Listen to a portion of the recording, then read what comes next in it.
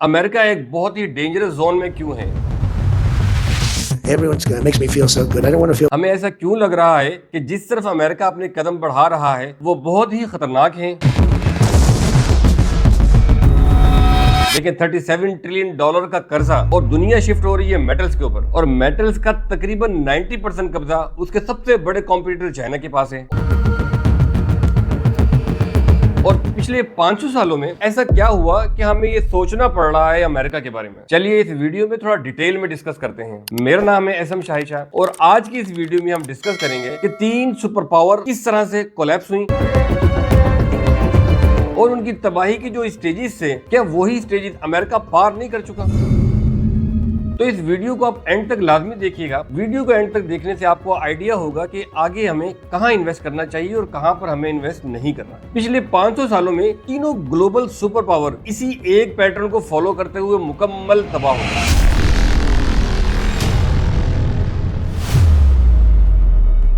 और सन 2025-26 में अमेरिका भी बिल्कुल उन्हीं रास्तों पर चल रहा है। ऑलमोस्ट सेम एक्टिविटीज हैं, सेम प्रोसीजर्स हैं, और हम किसी हद तक ये भी कह सकते हैं कि almost same mistakes he America कर रहा है। देखें, ये सिर्फ कोई पास्ट की कहानी नहीं है, ये प्रेजेंट के लिए प्रॉपर एक वार्निंग है। हम स्पेन से स्टार्ट करते हैं। 1590 के अराउंड स्पेन दुनिया का सबसे अमीर तरीन मुल्क था। गोल्ड, सिल्वर, मेटल्स और हर तरह की पावर उन्हीं के पास थी और इनकी करेंसी पूरी दुनिया में चलती थी। लेकिन सिर्फ 80 साल लगे पूरे स्पेन को बैंकरप्ट होने में। आखिर ऐसा क्या हुआ था? देखिए, स्पेन ने हर जगह जंगें शुरू की हुई थी। क्या यही चीज अमेरिका ने आजकल नहीं की हुई? और उससे स्पेन की जो करेंसी थी वो बहुत ज्यादा डिवैल्यू हो गई थी। क्या आज अमेरिका पर जो कर्जा है उस कर्जे की वजह से अमेरिकन करेंसी डिवैल्यू नहीं हो रही? और स्पेन ने भी अपना सारा सिस्टम कर्जों पर चलाया हुआ था। प्रोडक्शन को तो बिल्कुल छोड़ दिया था और जो खर्चे उन्हीं पर फोकस कर रहा था। देखिए, गोल्ड तो स्पेन के पास बहुत ज्यादा आता रहा, बट उससे उनकी इकोनॉमी ग्रो नहीं हो पाई। और हुआ क्या कि जैसे ही गोल्ड खत्म हुआ तो पूरा सिस्टम कोलैप्स हो गया। Now let's talk about Britain. Britain के बारे में कहा जाता था कि ब्रिटेन इतना बड़ा अंपायर है कि इसमें कभी सूरज गुरूब भी नहीं होता। लेकिन ज्यादा पीछे जाने की जरूरत नहीं है। 1915 में ब्रिटेन दुनिया का सबसे बड़ा एम्पायर हुआ करता था। पाउंड दुनिया की सबसे बड़ी ग्लोबल रिजर्व करेंसी हुआ करती थी और पूरी दुनिया का जो फाइनेंशियल कैपिटल है वो लंदन हुआ करता था। फिर हुआ क्या? वर्ल्ड वॉर 1 और वर्ल्ड वॉर 2 हुए। ब्रिटेन ने कहीं ना कहीं लोग कहते हैं कि जंग तो जरूर जीत ली, बट अपने अंपायर को नहीं बचा सके। अंपायर हार गया,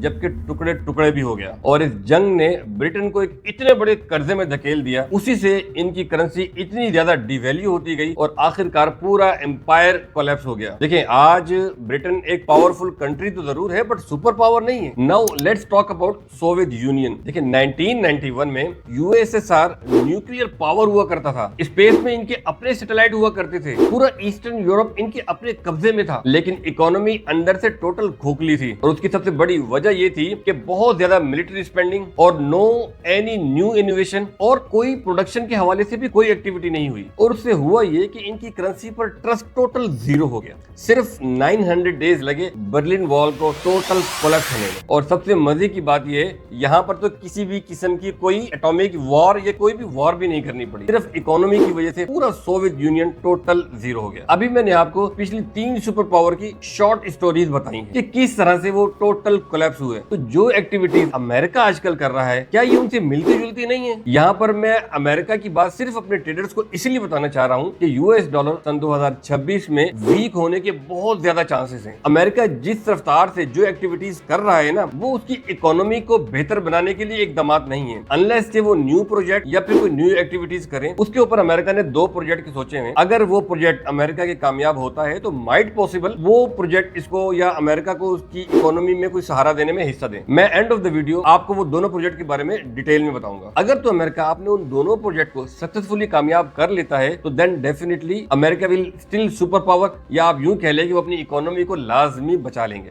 थोड़ा सा डिस्कस करते हैं कि अमेरिका इस टाइम खुद किस स्टेज पर है, जबकि सच ये है कि अमेरिका पहले ही खतरनाक बड़े वाले 5 स्टेजेस ऑलरेडी क्रॉस कर चुका है।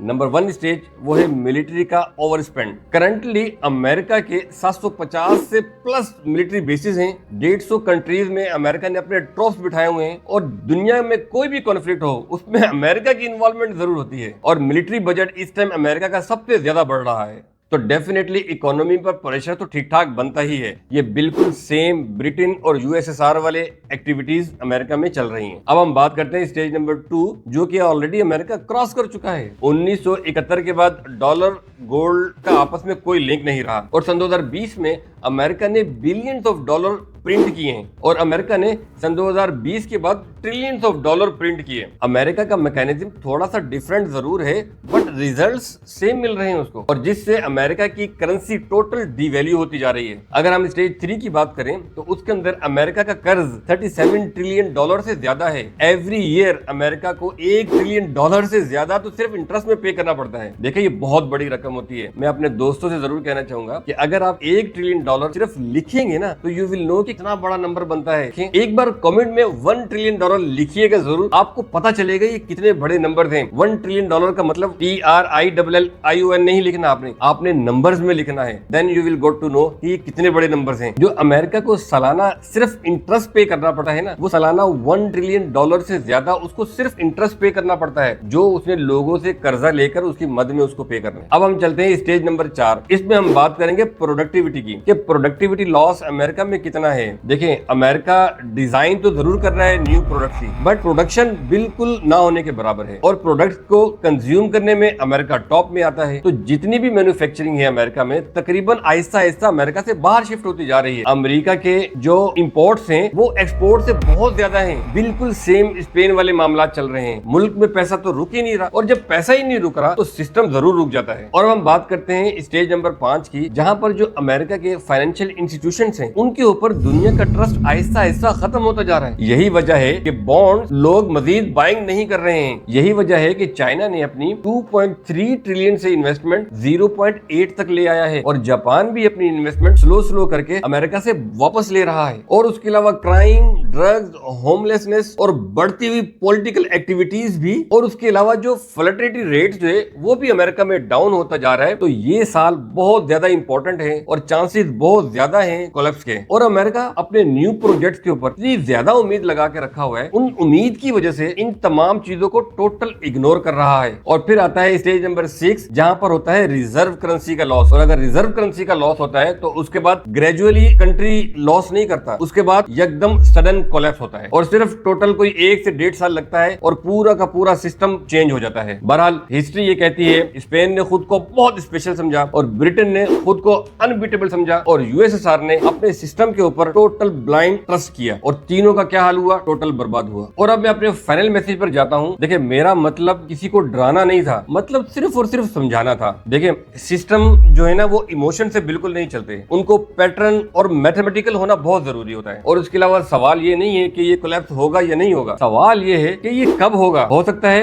ये रिफॉर्म हो जाए या फिर हो सकता है सिस्टम बच जाए। लेकिन अगर हम हिस्ट्री को देखें तो हिस्ट्री के रिकॉर्ड के मुताबिक ये बहुत ज्यादा मुश्किल होता है बचाना। देखें अगर हमने फ्यूचर को अच्छे तरीके से समझना है ना तो अपने पास्ट को हम कभी भी इग्नोर नहीं कर सकते, क्योंकि इसके जो जितने भी जवाब होते हैं वो कभी भी हमें फ्यूचर में नहीं मिलने वाले, वो हमेशा हमारे को अपनी हिस्ट्री से ही मिलते हैं। और अब मैं बात करता हूँ उन 2 प्रोजेक्ट्स की जो मैंने आपको पहले बताया था, और उसी उम्मीद के ऊपर अमेरिका इस टाइम बहुत उम्मीद रख रहा है और उससे लगता है वो अपनी इकोनॉमी को बचा लेगा। उसमें नंबर 1 है जो भी रिसेंटली अमेरिका ने वेनेजुएला पर अटैक करके उनके ऑयल के तमाम रिजर्व अपने कब्जे में कर लिए हैं। अमेरिका ये प्लान कर रहा है कि मैं यहाँ से ऑयल निकालूंगा और उस ऑयल की सप्लाई इतनी बढ़ा दूंगा पूरी दुनिया में कि ऑयल की प्राइसेस डाउन हो जाए। और जब ऑयल की प्राइस डाउन होती है तो इसका इंटरेस्ट बहुत सारी बड़ी इंडस्ट्रीज पर पड़ता है, और सप्लाई इतनी बढ़ा दूंगा कि ऑयल की प्राइस ही कम हो जाए। और अगर ऑयल की कीमत नीचे होती है तो अमेरिका को 2 बड़े फायदे होते हैं। नंबर 1 ये कि इन्फ्लेशन बहुत ज्यादा कम कर सकता है अपनी कंट्री में, और नंबर 2 जो उसके बड़े 2 दुश्मन हैं, आप कॉम्पिटिटर भी कह सकते हैं, जैसे रशिया, चाइना या आप ईरान को भी शामिल कर लें, तो उनकी इकोनॉमी चलती ही ऑयल के ऊपर है। और जब ऑयल की कीमतें डाउन होगी तो उनकी इकोनॉमी ठीक ठाक डाउन होगी, और इससे अमेरिका को बहुत फायदा होने वाला है। बट ये सब चीजें इतना ज्यादा आसान नहीं है। ऑयल निकालना ऐसा नहीं है कि कल उसने अपनी कंपनी तो वैसे ऑलरेडी भेज चुका है, बट इसका मतलब ये नहीं है कि बहुत जल्दी ऑयल भी निकलना शुरू हो जाएगा। वैसे तो ट्रम्प ने ऑलरेडी ट्वीट भी कर दिया है कि वो 30 से 50 मिलियन बैरल्स ऑयल पूरी दुनिया में सप्लाई करेगा, लेकिन ये इतना आसान नहीं है। इसको ऑयल के रिजर्व को निकाल कर इसको